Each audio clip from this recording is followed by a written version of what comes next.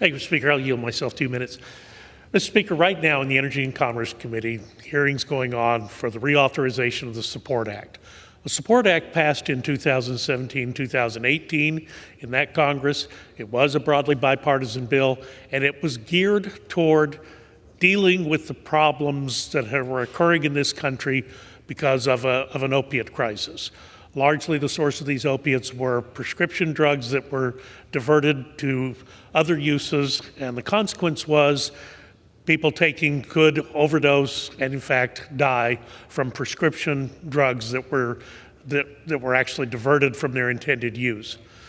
5 years later, we're in the process of reauthorizing the Support Act. The Support Act actually functioned as intended. It did reduce some of those overdose deaths downward until we were hit with the pandemic, and obviously that changed a lot of things. But in that 5-year interval, this disease has changed. It is no longer prescription opiates that are diverted, it's fentanyl. It's fentanyl that is poisoning our young people, fentanyl that is pouring in from the southern border.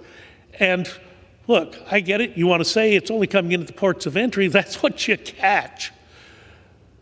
Our Customs and Border Protection are so overwhelmed with the numbers of people who are coming in at the invitation of the President and the Vice President. People are pouring across our border. Customs and Border Protection can't do their normal job. They are doing housekeeping chores, taking care of people who are ill, children who are arriving at their doorstep, and they've got no choice but to take care of them. And in the meantime, all other areas of surveillance are non-vis because Customs and Border Protection is tied up with this vast increase of humanity that's coming in.